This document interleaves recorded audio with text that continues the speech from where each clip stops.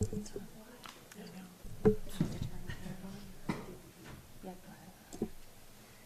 good evening, everybody. We're ready to call the meeting to order at 7:01 p.m. on December 2nd, 2025. Mayor Green is unable to attend due to illness. As Mayor Pro Tem, I will run the meeting tonight. Our first order of business is the Pledge of Allegiance. I pledge allegiance to the flag of the United States of America and to the republic for which it stands, one nation, under God, indivisible, with liberty and justice for all. Madam Clerk, can you call roll? Yes, good evening. Councilman Larson. Here. Councilmember Burchard. Here. Councilmember Weirda. Here. And Councilmember Scafidi. Here. Mayor Green. I'm here. Barely. Councilmember Burchard, we have a quorum of the council with all members present, but Mayor Green is on the phone. Perfect, thank you. Next order of business is approval of we need to adopt the agenda. Can I get a motion? Motion to adopt the agenda? Second. All in favor of adopting the agenda, say aye. Aye. Aye. All opposed? Motion passes. Next agenda item is the consent agenda. Can we get a motion to approve the consent agenda? So moved. Second. All in favor, say aye. Aye. Aye. All opposed? Motion carries. Next agenda item is reports. I assume we're going to skip the mayor's report unless you want to say a few words, Mayor Green? You're doing such a great job. You can take it. Oh, thanks. Well, I don't know what's on his report, so we'll just thank everybody again for coming tonight. Next is the clerk treasurer report. Yes. Good evening again.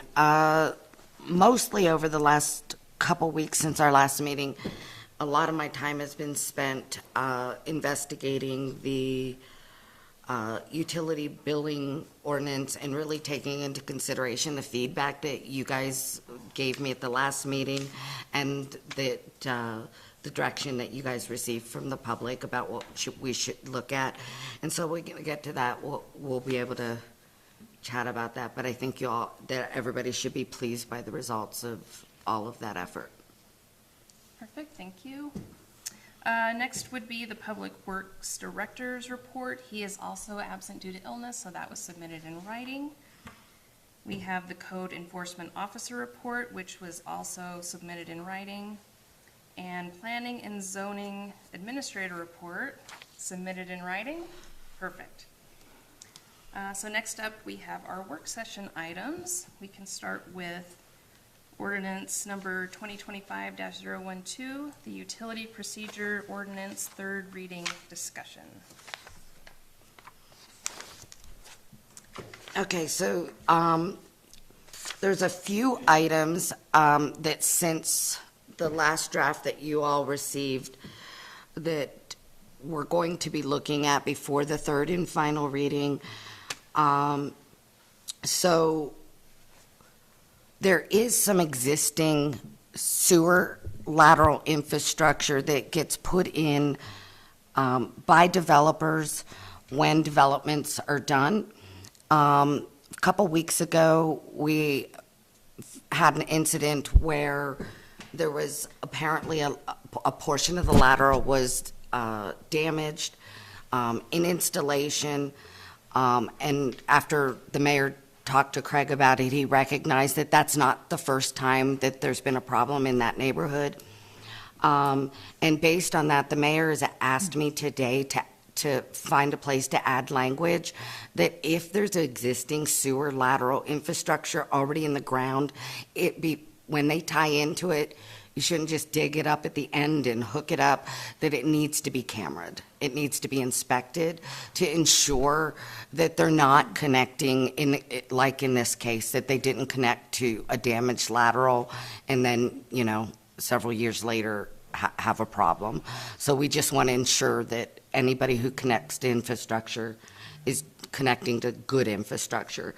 The other thing is Amy brought to my attention an issue about meter installation, and she asked me to look at whether we could add some language that would allow a grace period after the initial installation of the meters, because you do get a charge. If you have a meter and you think there's a problem with the meter, the ordinance and the fee structure, what it does is it sets up a situation where you report it to us. If there is a problem with the meter, there isn't a service fee, but if there is, we charge a fee to recoup our costs for the testing of that meter. Amy brought up a really great point that when a meter's new, there could be a problem initially, and so we just want to make sure that while all of us here who are doing this now understand the intent, we want to make sure that the ordinance meets that intent, even when all of us who are here currently are no longer here. And that would be if there's a problem during an initial installation. We don't want people getting charged a fee if there's a problem with their meter. So I'm going to look at adding that language before the third reading. And lastly, we did edit the ERU definition, but Jeremy's point made another point, so I'm going to take a look at the definition of ERU with Mr. Sanderson's help before the next meeting, and we'll make sure they're consistent in all three ordinances.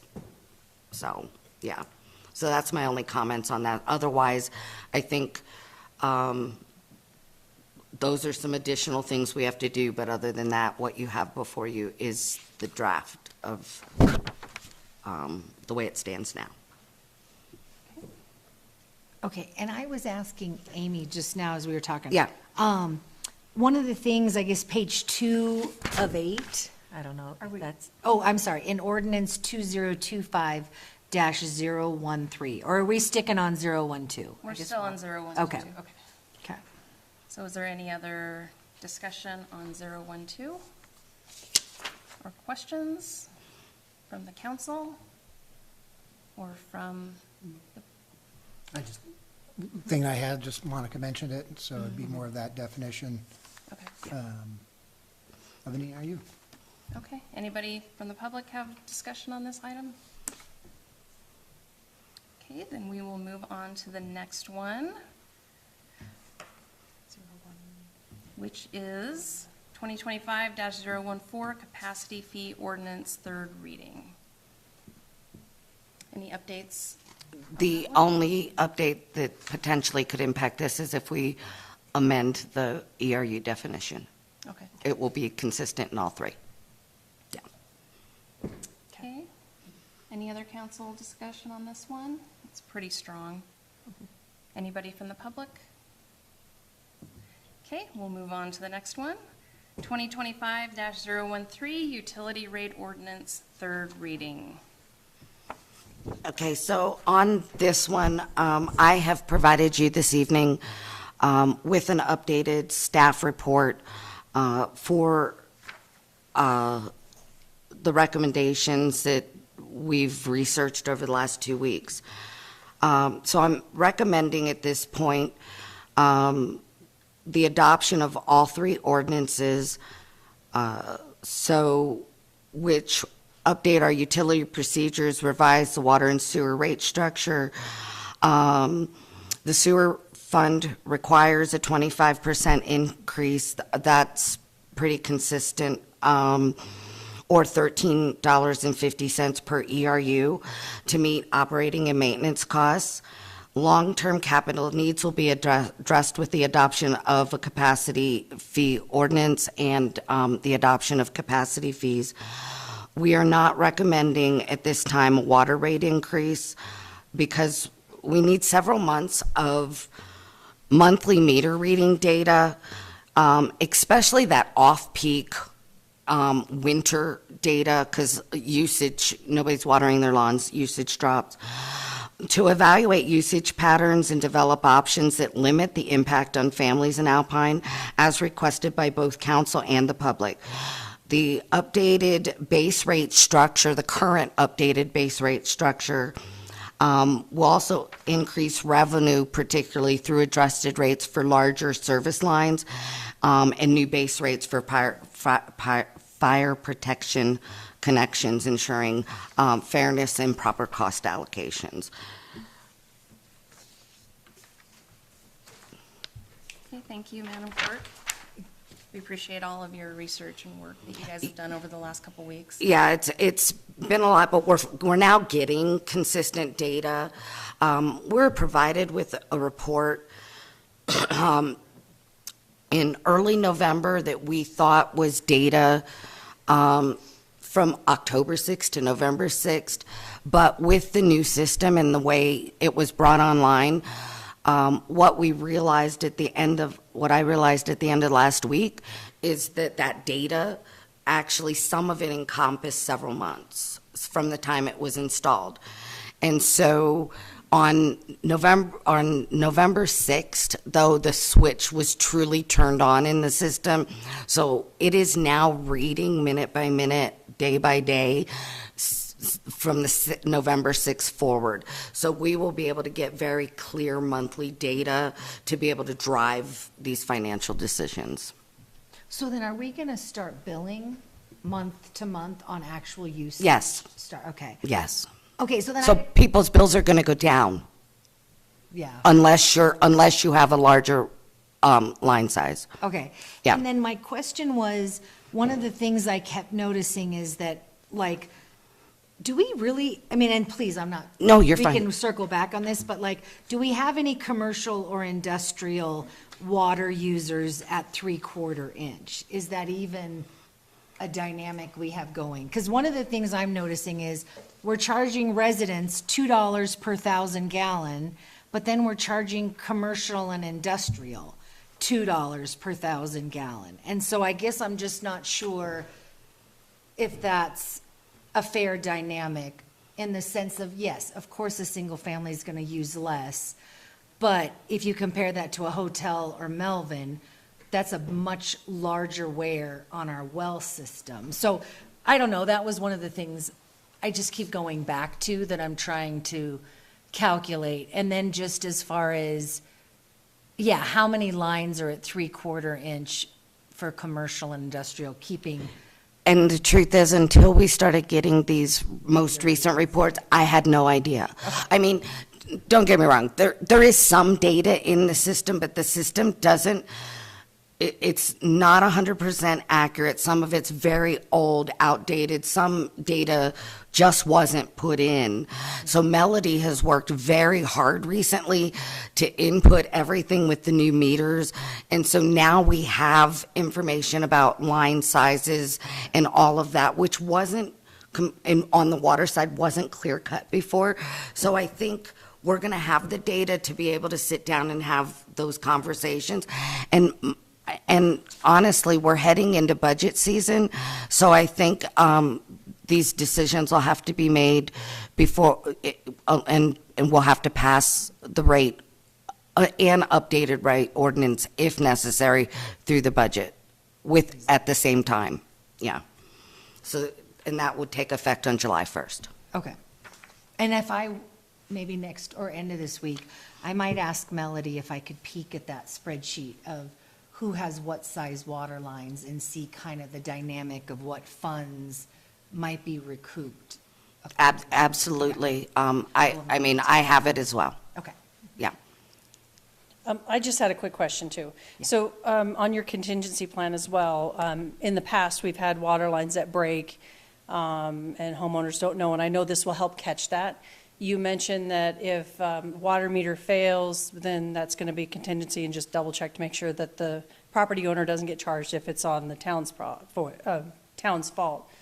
One thing to maybe keep in mind too is if a water line does fail, you might have to have something in there to help prorate some of that as well over the years. You know what I mean? So we've had water lines that have failed, and clients have gotten, our citizens have gotten a really huge bill. They will know within 3 days. Okay, yeah, Yeah, okay. Well, that under was the just new something- system. Yeah, that was just it's something so to think cool. about. You really stop by and see Mel's. It's so cool because Oh, yeah. it literally puts a little exclamation point and shows you, this one's leaking. Yeah, Yeah, I will say there could be a dynamic where people have difficulty in the middle of the winter when there's 3 feet of snow in their front yard, getting that repaired. But historically, in the most recent ordinance, there was no mechanism to allow us to edit or adjust.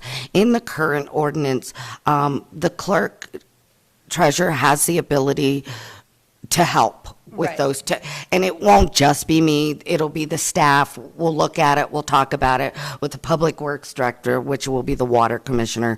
Melody, we'll all work together to make sure that the homeowner's taken care of. Fair, yeah, Yeah. it's just, it has happened in the Yeah. past, and some of our citizens have gotten a really exponential water bill. It was You- so much fun. Well, you would if you only read the meter once a year. Yeah, And which it it leaked, had it happened. leaked for 6 months, that would Yep. be, yeah. Yeah, it was quite fun, so So, that was yeah, just something thank that I you. was thinking about. No, I appreciate it, thank you. Amy, anything? Mayor Pro Tem, I could add some information as well. Yes, sir. I did some initial research on the amount of lines, and this might go to help answer Councilmember Scaffidi's question. But just out of, we had, let's see, 415 3/4 inch residential, 85 1-inch residential, and most, if not all of those, are in Alpine Meadows.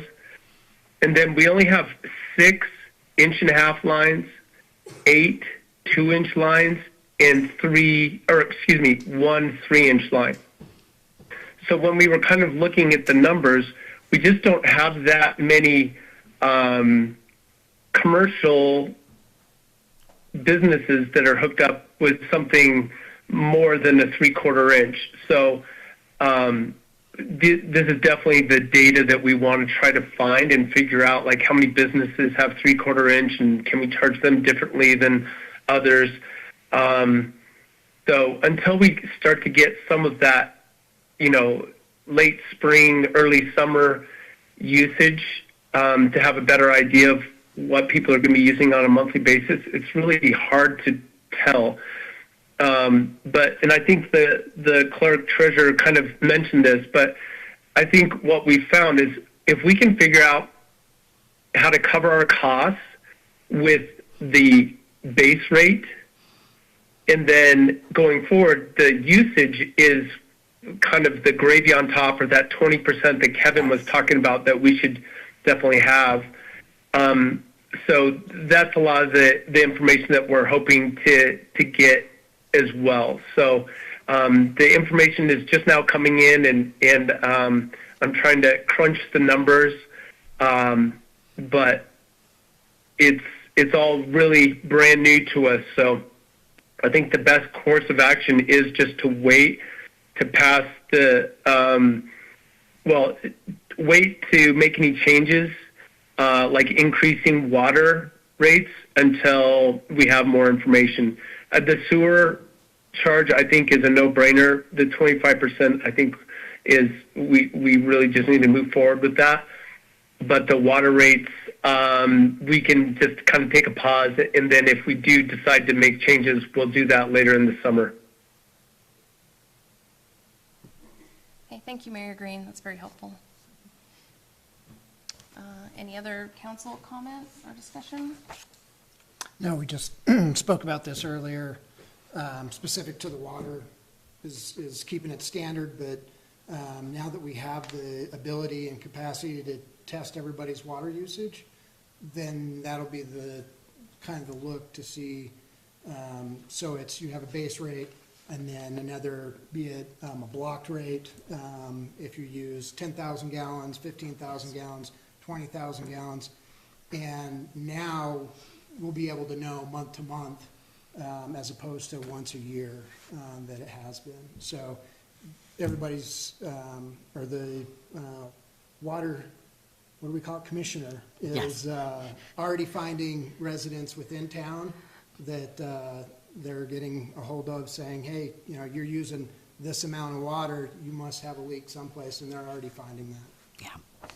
Yeah, and that is one of the things Jeremy mentioned that I think that I want to evaluate is in the water master plan study, one of the things that their recommendations was to look at block rates creation. And so essentially what that means is charging different amounts based on different usage. So the higher your usage, the higher your rate.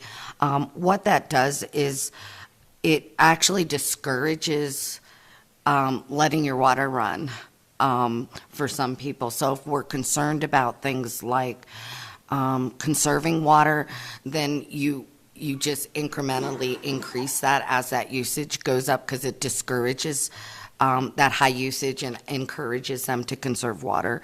And so I think we'll work with Craig at that time, because I do know during the summer our pumps run all the time. So if there's something that usage then spikes it, and then they end up at a much higher rate than everybody else at normal usage, it'll discourage that kind of activity so that our pumps don't run 24/7. So we'll work together on it. Very good. Any public discussion? Yeah, come on up. Oh, turn on, there you go, you got it. Good evening, everyone. My name is Viliana Mando. I spoke with you guys on the previous meeting, and I just have done a lot of research, so I wanted to share that with you for the last couple of weeks. Alpine is our home and is our future. So right now, with this direction we're going with the sewer and water, we are going in a big financial risk for the town of Alpine, the way the town is structuring the financial structure of the whole town. And the way I did a bunch of research, and I reached out to a bunch of resources in Wyoming, and it turned out that we are in a very alarming state right now, because we have a fixed monthly water, sewer, and bills, and we have the highest bills in the entire state, and that's even before the price hike. Most of the Wyoming towns include between 4,000 and 10,000 gallons in their base rate, and Alpine includes zero. This matters because when a system relies too heavily on flat charges, it hits the smallest homes and the working families and the retirees the hardest. It creates a regressive financial model that does not grow with our population or our economy. At the same time, I've been studying a guidance from Strong Towns. It's an organization, it's a nonprofit for small towns like ours, and they literally just consult towns like ours if we request one of those services over a year, and they help avoid financial distress. And their first principle is very important, and it calls a small town is considered under 10,000 people. We're a town of what, like 1,500 people? Should not attempt to solve a massive infrastructure problem using local money alone. That's number one rule. Doing so puts the entire burden on residents and creates a financial structure that is not sustainable. And Alpine fits that description exactly. We're a small community with a limited commercial tax base facing very expensive infrastructure needs. Strong Towns also outlines a solution, one that many towns like ours have used successfully around the U.S. And it says, leverage outside funding first. So I understand our problem is the sewer that we need to pay for the membrane and all of that, right? State and federal dollars exist specifically so small towns don't have to raise local rates to the breaking point of citizens. This is why I have been researching and reaching out to a lot of grants that have been designed for communities just like Alpine. And there is one, it's called Drinking Water State Revolving Fund, and then the Clean Water State Revolving Fund too. And we could there are a couple more that I could give you the list, and I'm happy to do so. And they are not called extra resources. They are the standard tools for small towns like ours across the country to rely on keeping their utility system affordable and functional. Otherwise, our financial model goes upside down before we even know it. It's a quick snap. So my message tonight is very simple. We do not have to continue down a path that financially burdens residents. We do not have to rely on blanket fees, because these are blanket fees, and this is the worst for a small town, that hit everyone equally, regardless of their home size or income. We do have real, viable options to shift this part of this burden away from the people who live here. Strong towns, because I did an extensive, and I'm in contact with them, and if you guys want to, you could join the conversation with me, because it's very impactful and very interesting. Teaches that before any town undertakes major infrastructure and expansion, it must make sure that the financial model works in the long term. Otherwise, the system collapses under its own debt. Like, it's a trickle economics, you know? This is exactly what we must prevent right now. And I'm trying to be clear, and I'm not here to criticize you guys. I know you have been doing your best, and you've been trying to help the town of Alpine. I'm coming with peace, and I want to work with you guys. And I'm not criticizing the mayor or the town council. I know everybody's trying their best. I'm here because I want and I care and I love the community of Alpine, and I really want to get the town to work in the right direction for all of us, because we all love it here. That's why we're here. And over the past weeks, I've also reached out to state agencies, grant officers, and experts who are willing to guide Alpine at no cost on the grant writing. And I'm also happy to do that because I have experience with the Community Foundation in Jackson, because I was on the community grants for 3 years. So I'm happy to volunteer my help with you guys.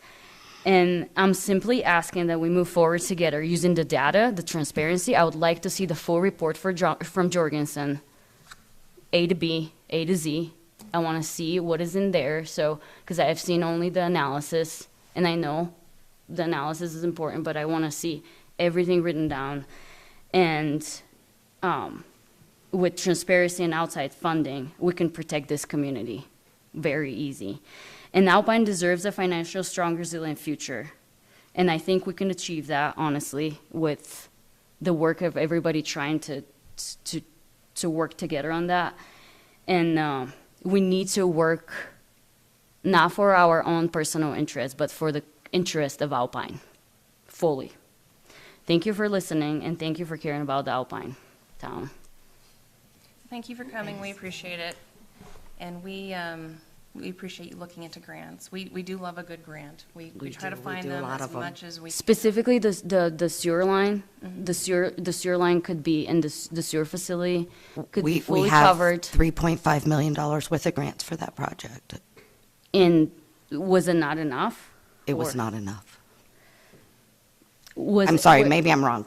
Was it 2.75? Okay, thank you. I understand inflation and everything, but was it with scheduling? Was it with, because usually takes a while. I'm just trying to understand. Again, the rate increase is not to pay for the project. Yes. The rate increase is to pay operating costs. And so grants are very useful for those large capital projects, but they don't give you a grant to be able to pay your electric bill at the sewer treatment plant, which I know you know. I'm not telling you anything you don't know. And so the rates have to cover the basic operating costs. The money that in the capacity fee ordinance that we're passing, so that's when those large users come on, they're going to be paying that derivative of that, and that's going to be set aside to help be that our portion, the town's portion. So developers will help expand the system, grow the system.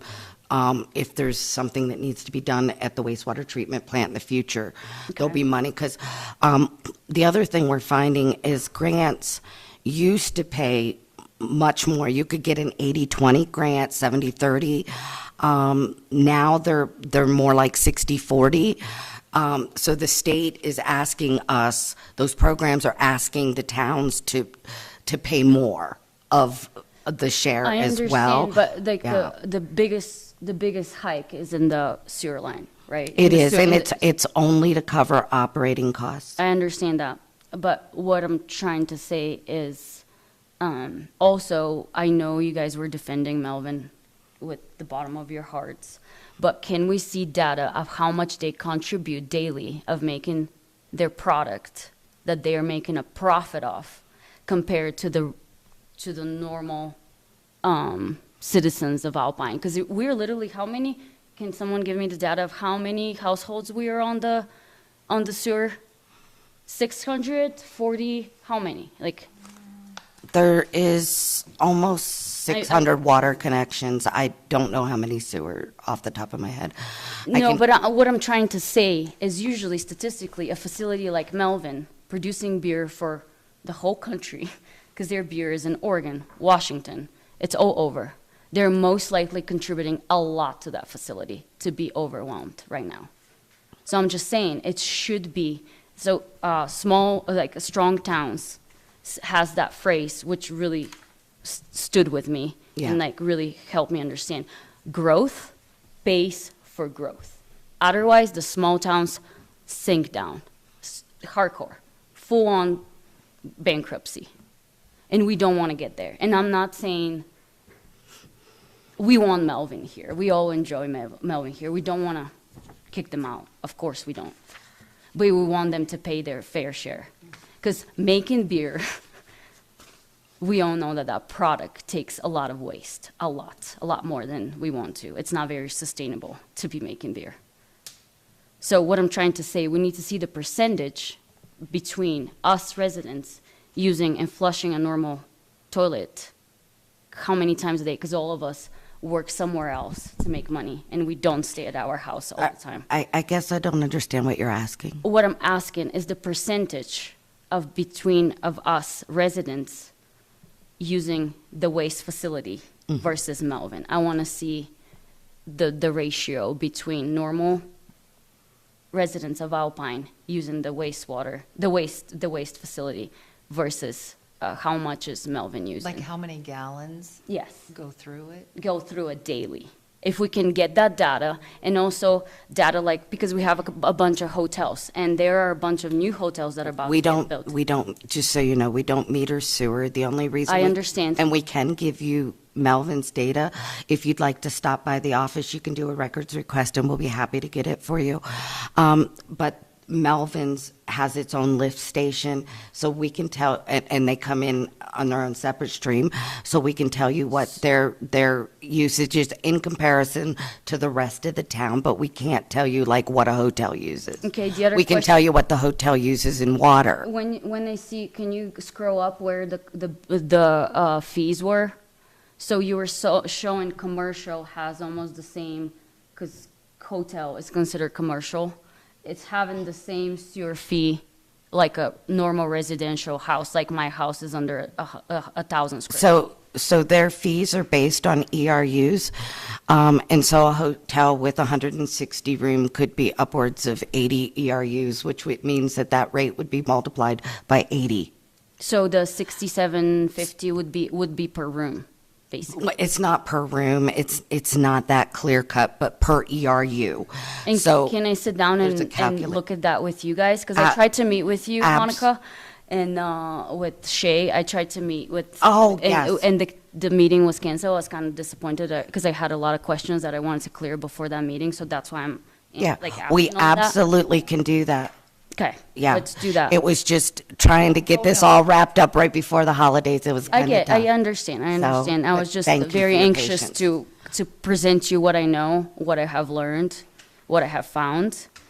Because I would like to take the burden off of my fellow Alpine people. So, Awesome. yeah, let me know when you can meet with me, and I would volunteer my time of any minute to help out. Thank you. You're I very appreciate it. Yeah, we appreciate you you. coming and offering solutions. That's really That's helpful awesome. to us. Okay, anybody else? Okay, then I guess we can move on to action items. The first action item is repeal of resolutions 2025-047 and 2025-049. Can I get a motion? I'll be abstaining from this one. Yes. You too. Oh. Okay. I'll make a motion to repeal resolution number 2025-047, a resolution authorizing the town of Alpine to apply for a grant from the Alpine Travel and Tourism Board for the semi-quincentennial celebration, and resolution number 2025-049, a resolution authorizing the expenditure of funds for a concert deposit for the town of Alpine's 250th celebration. Second? Discussion. So my understanding is that the committee looked again at the concert and decided it wasn't the best utilization of funds. Is that correct? Just kept adding up. It just kept getting higher and higher. So, yeah, I think they decided to move in a different direction and leave some of those travel and tourism funds open for other I activities. could probably add to the conversation here. Yes, Mr. Mayor? Can you hear me? Okay. Yes. So the committee met again today, and basically we hear what everyone's saying, that, I mean, it's not just the $25,000 for the artist, it's all the other stuff that would add up. So in an effort to still provide, a musical artist and do it as inexpensively as possible, the committee discussed hiring maybe a smaller name artist and just doing the concert at the gazebo. So it would take a lot of the added cost to have the artist. And then we would also, have everyone right there after the parade and could go over and enjoy the food vendors and have some live music going. So I think we're still considering having, a musical artist. I don't think that should affect what we're doing with this, repealing this, but we might turn around and need a deposit on an artist relatively soon. So I don't know if that really goes into the decision-making on this, but I just thought I'd point that out. Okay, thank you, Mr. Mayor. So I guess the question is, do we go ahead and repeal this now, or maybe put it on the table and wait and see if they come up with something else and we can amend it? So on behalf of Travel and Tourism, we'll be presenting another option that will be essentially something that they can use at a ceiling of 25,000, but that be it the artist, stage, sound, or if they go a different direction as far as vendors and basically the activity scene over at the park. Gazebo. Yeah, the whole park and the whole deal. And we'll have that, it'll be brought up, I'm one person, it'll be brought up for the vote, just to have that, so they know, the committee knows, okay, we're set here, we can take action if something beneficial comes along, if we get a deal on something, that way they don't have to go through the whole process. Okay. So whether or not repealing and replacing this, it would need to be rewritten. Yeah, significantly probably, so. I mean, if we have it on there for a repeal, I Authorization. feel like then we're repealing and just clarifying. So maybe if I make a suggestion of maybe amending this to strike concert deposit, because it could go to more than that. So amend it to strike concert deposit and then table it till after our meeting on Thursday. That would be, I think that would fit the language. I agree, that sounds good. Can you weigh Jim? in, please? Why don't you wait till you have your meeting on Thursday and then just do an amendment the next meeting? So just table it? Yeah, just Yeah, okay. table it. But you're gonna have to vote to table it, so. Would someone like to make a motion to table these two resolutions? Do I have to read the whole thing again? Make a motion to table. I'd like to motion to table, please. Second. Okay, any discussion further? All in favor, say aye. Aye. Aye. Abstain. All opposed? Motion carries. So do we have to do something with the motion we made to repeal the resolution, or is the tabling take It's care of it? tabled. Okay, perfect. Okay, moving on. So the next several things we're going to be doing are approving schedules for the coming year for the different meetings for the town. So I guess we'll just go ahead and get started. Seeking a motion to approve resolution number 2025-052, the official schedule of Planning and Zoning Commission meetings for the town of Alpine, Wyoming for the calendar year 2026. So moved. Second. Second, it's been moved and seconded. Any discussion? Looks like we've got one meeting per month going forward, as we've been doing. All in favor, say aye. Aye. Aye. All opposed? Motion carries. The next one is the resolution number 2025, seeking a motion to approve resolution number 2025-053, the official schedule of the town council meetings for the town of Alpine, Wyoming for the calendar year 2026. So moved. Second. Any discussion? Yeah, I would like to make a statement. So I'd like to speak about our current schedule of holding 2 council meetings each month. For years, 1 meeting per month was more than enough to accomplish the town's business. When I ran for office, that was the structure in place, and that is what our residents expected. Even now, with 2 monthly meetings, our agendas could be consolidated into a single session without delaying any decisions or impacting operations. I also want to acknowledge the very real commitment required of council members. We earn $75 per meeting with no additional benefits. Many of us balance full-time jobs and family responsibilities. As a single working mother, attending 2 meetings each month places an added burden on my schedule, and I know I'm not the only one who may feel this strain. Our time is valuable, and the current structure does not justify doubling the demand on it. At the same time, the mayor's position is compensated at roughly $24,000 annually, with an additional $24,000 in health care.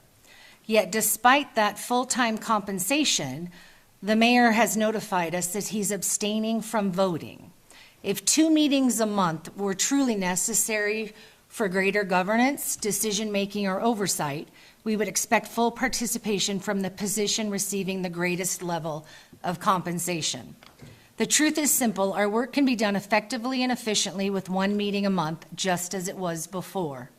Returning to that schedule is responsible, respectful of everyone's time, and more aligned with how our town has traditionally operated.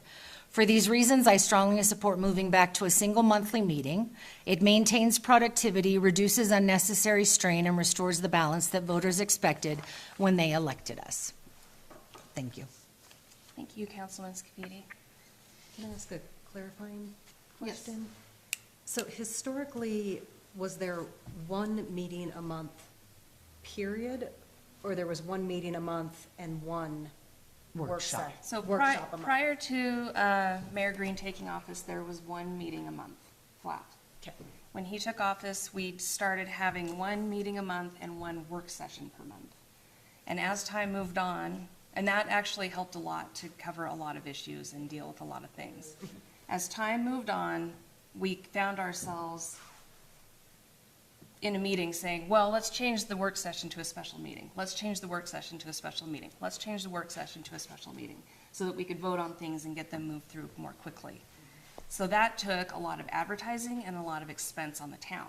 So then we decided, I think, at the beginning of last year, that we would change it to a structure where we had 2 official meetings per month so that if we needed to vote on something, we could. If we didn't need to, it didn't matter. It took out the expense of all the advertising from our budget, and that was significant. So, And it wasn't changed until May of this year. May 6th, I have the resolution, 2025-011 was May 6th was when we swapped over. And so I had already been elected. And Councilwoman Castillo and I both had brought up the fact that it's just a lot of time. So it's not even just the meeting, it's the prep for the meetings. And I am not opposed to prep. I will meet people on weekends. I will prep till the cows come home. But it's this constant that if you don't attend a meeting and it's not an excused absence, how many are we allowed? Well, when my kids are home for that 6 months and I'm losing time, and I'm going to selfishly say this is a personal dynamic for me, but it's one of those things that I'm very dedicated to our town. So this isn't to say that if we went back to one meeting a month, that I'm less involved, I'm less, invested in what's going on. It's just one of those things that I feel like it also has a detriment that we're passing stuff so quickly. I don't even feel like the public is getting a full range of information with time to process. And if you guys feel differently, let's discuss it. But it's just one of the things I wanted to bring up because we keep doing this and I just feel like we hash through stuff so fast, like we just want to push it through so people don't notice. And that makes me very nervous, so. Well, I don't think that's true at all. I disagree. Yeah, and that's fine. I mean, we're all allowed, yeah. And yeah, this is a huge time commitment, and it does, you do have to make it work with your family and your job and your life. Yeah. But if we, want to make our town better, this is what we choose to do. Yeah. I mean, I would love to go back to one meeting a month. However, the efficiency and the continuity made a huge difference going to 2 meetings a month. That was something that I actually was hoping for with the change in administration. And then it did. It just became more of a economic, a cost where we had this workshop, but we had so many actionable items that we were constantly advertising and advertising. Why would we spend money on advertising? We're trying to keep a lean and mean budget, believe it or not. So we changed that to 2 meetings a month. As far as us pushing stuff through, I've heard both sides of it, you're just pushing stuff through, whereas when we only had 1 meeting a month, it was you're hiding things. So, it's a double-edged sword. And it takes a ton of my time, takes a ton of all of our time, but to benefit the town and the process, I'm comfortable with the 2 meetings a month. It's worth the pain to make it efficient, cost-effective, and, yeah, Yeah, they would be much later if it was 1 meeting a yeah. month. I would mean, be you- totally you look fine at- with You look at that. Afton and Thane, I mean, there's meetings that they'll go till 9, 10, 11, midnight. I'd much rather do 2 meetings a month than be here for 4, 5, 6 hours. Yeah, and for me, whether it's a work session or a actual official town council meeting, I will be here as, every time that I can. It doesn't matter to me whether it's how the meeting is titled. If it's 2 meetings a month, then I plan to be here 2 meetings a month. I still take objection with the mayor abstaining and having 2 meetings a month without a 5th opinion on the record. So that would be my final. Okay, Thank you. Any other discussion on this one? Maybe a point of clarification. Under the state statute, Mr. Sanderson could answer this. Is the mayor required to vote on anything? Mayor, give me a minute to look that up. Let's go on to something Okay. else, and I'll come back to it. I think you'll find the state statute says the mayor is allowed to vote, but is not required to vote. Required kind to of- break a tie. I'm tired of hearing about the insurance as well. I can't believe this is still coming up in public. but I've got plans that I can bring up during the budget session that we can discuss how we can alleviate some of those concerns that Councilmember Scafidi has and other members of the public about this benefit that's gone on in the town of Alpine for quite some time. That sounds great. Thank you. Thank you, Mary Green. Do we want to hold off while Jim looks that up and move on to the next item and come back, or go ahead and vote? It's not, you don't need to, I go guess this is sideways about the with that meeting, request. so, yeah. Yeah, Okay. we wouldn't have to. So let's go ahead and vote on this resolution for the town council meeting schedule. All in favor, say aye. Aye. Aye. Aye. All opposed, say nay. Nay. Motion passes. The next item is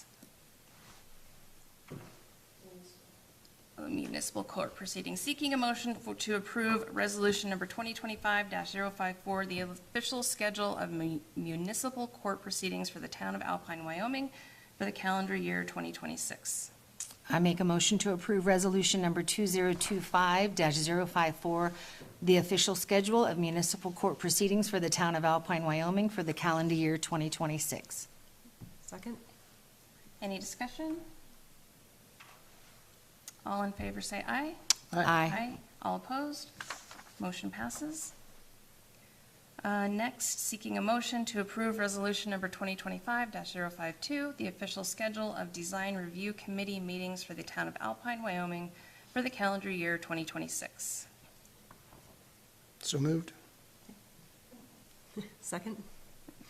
Any discussion on this one? Okay, all in favor say aye. Aye. All opposed? Motion carries. Next is, we're seeking a motion to approve resolution number 2025-051, a resolution establishing the application period and presentation date for the town of Alpine's available liquor retail license. So moved. Second? Discussion? Madam Clerk?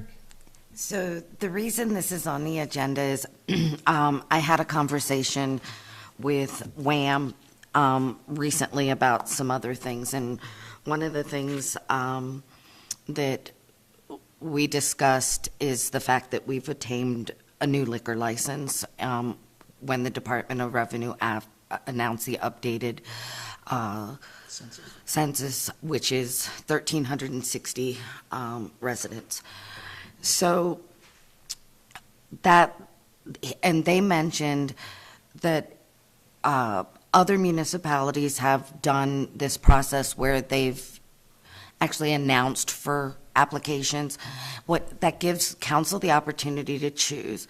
Without that, state statute doesn't drive a process. So essentially, there's a license available.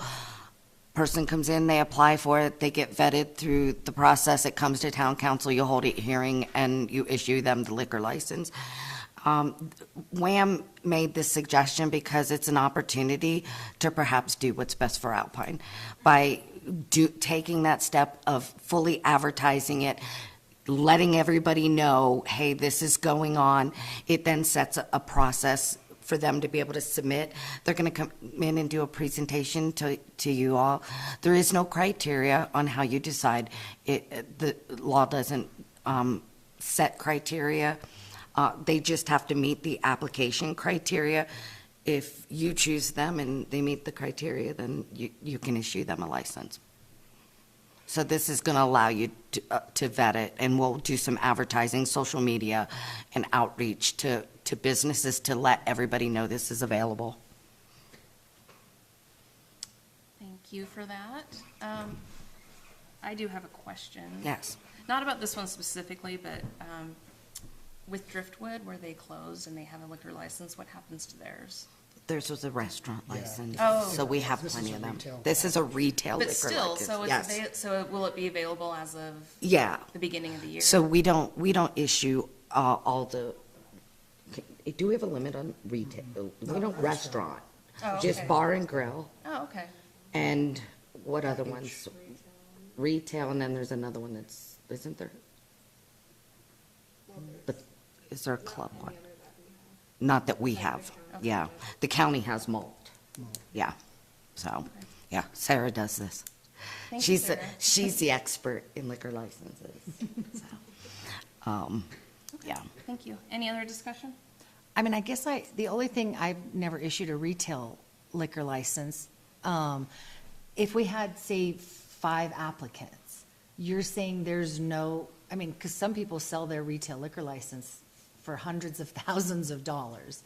And maybe this will be down the road, but, I mean, we literally just decide out of the 5. We can't charge any more by state statute. Oh, than I'm the not fees. looking for the. No, than the I mean, I'm fees. just like No, saying, it would be people great if can- we could charge It's like $500,000 you're winning the lottery for it. when you get a Yeah, retail liquor yeah, license. you're right. However, although, yes, they do, there is a money that exchanges hands, you do have to be careful because Yeah. they can't just sell it because the town is the only one who can issue it. The seller, yeah. the person who holds a liquor license can't transfer it to somebody else. Only the town can do that. Yeah. Because you are the body that That moves issues them. Yeah. Okay.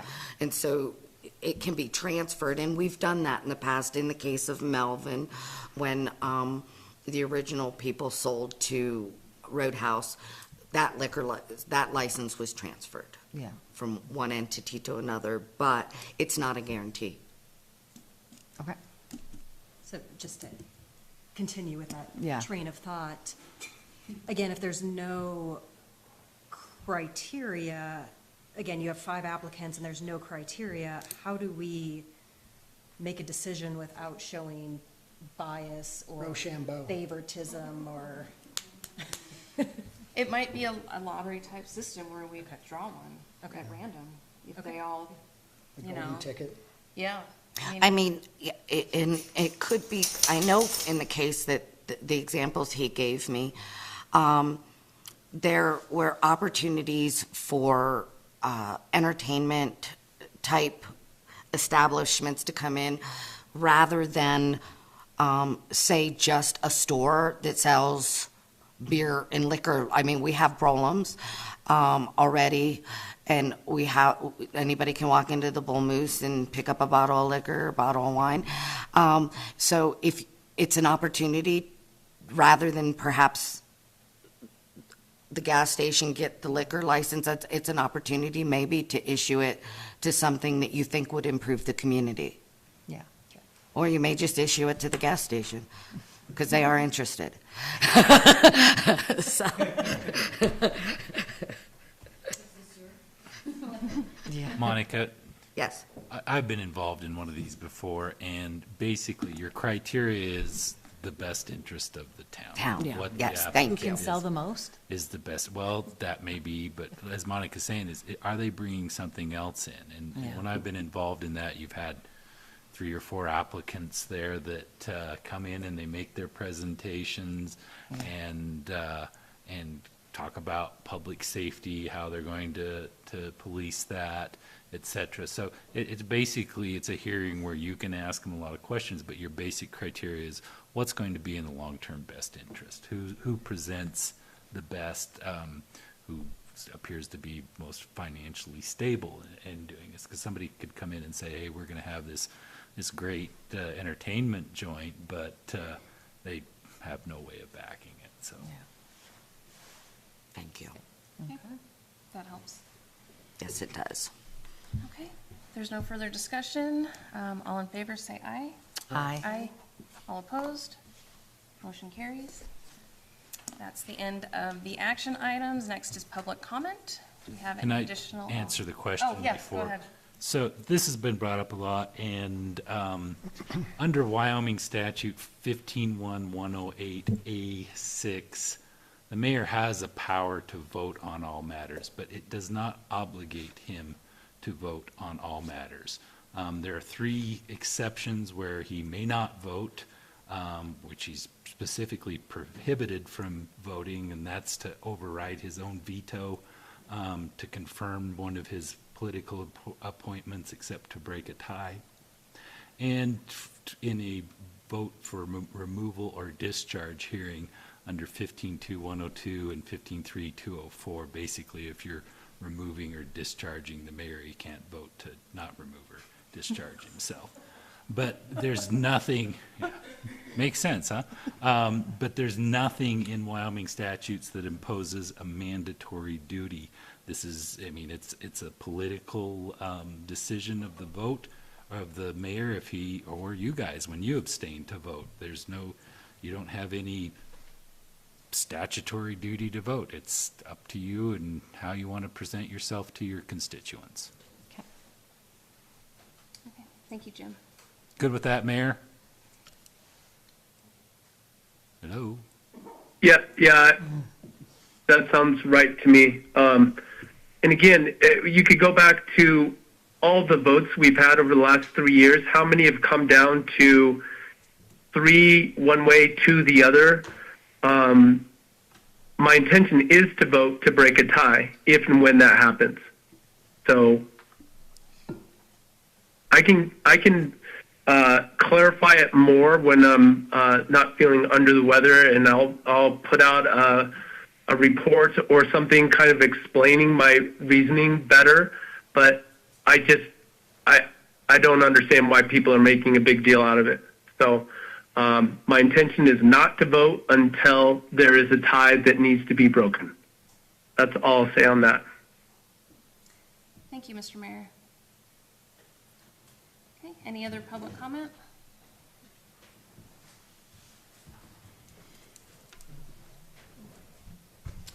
Patricia McQuaid, resident of the town of Alpine. I have a question about the sewer issue in Alpine Meadows. I know that there have been a couple instances where it turned out that the connection that went up to the owners, to the landowner's property, then did not connect to, there was a gap between that and the rest of the sewer system. And eventually, it caused a problem. So I'm just wondering, you were talking about like an inspection when an initial hookup is done. So they'll do that, the town will do that at their expense? No. Well, maybe. I don't know. So the mayor asked me to add it. We do not currently have a camera. We do not have the capabilities to camera a line. The goal here, under the new ordinance, Pat, the property owner is responsible for buying all the materials and labor, all of that, and installing the lateral from the point it connects at the main all the way into the house, and they will own that. You're talking about materials that will be on town property. It'll be in the right-of-way. It'll be on town property. I mean, right now, owners hook up at their property line to the town. In your development, you own in the street. It's an easement. You own all the way to the center of the street. It's not a platted road. Specific to Alpine Meadows. Specific to yours. It can vary from place to place to place. But in your development, you go all the way to the center of the street, and then there is an easement that's been granted for utilities. Okay, mains. thank you. Yeah. Okay, any other public comment? I will add that our community Thanksgiving dinner last week was a huge success. We served a total of 270 meals. That is up 50 from last year. That includes deliveries and people taking leftovers home. So that was really great, and we still had some food left over at the end. So we did good planning. Also, this coming Saturday is Santa will be visiting the Civic Center from 11 to 2. And that's a great community event to bring your kids to. So if anybody's going to be around, please come see us. And Friday? Oh, and Friday is bingo. Yes, also another wonderful community event. Thank you, Jeremy. All proceeds from bingo go back into the community, and it helped pay for Thanksgiving dinner, and it's helping pay for some Christmas wishes of children coming up. So it's a great thing to come to. Anything else I forgot? Not in the next 2 weeks that I'm aware of. Okay. The December 20th bingo will be, the food will be served by Alpine Trails and Pathways, and funds will go to help with the cost of our cross-country ski trails. Yep. So that's And hopefully before then, we'll also have not a secret announcement, but an announcement so everybody's on the same page for something new this season, other than the groomer that hopefully we'll be getting, but something that's specific to non-motorized cross-country, fat bike, and snowshoe trails. Just a curious question. Uh-huh. Does Berlin contribute to any of that for the food pantry or any of those events? Yeah, Brolem's, they donated all the hams and turkeys that we cooked for Thanksgiving dinner, and they also help us out at the food bank a lot. They're very, very supportive. Yeah. Okay, well, I think, oh, we have executive session? No, that's canceled. Okay. That's what I figured. Okay, well, I guess I'm looking for a motion to adjourn. Motion to adjourn. Second. All in favor? Aye. Aye. All opposed? We are adjourned.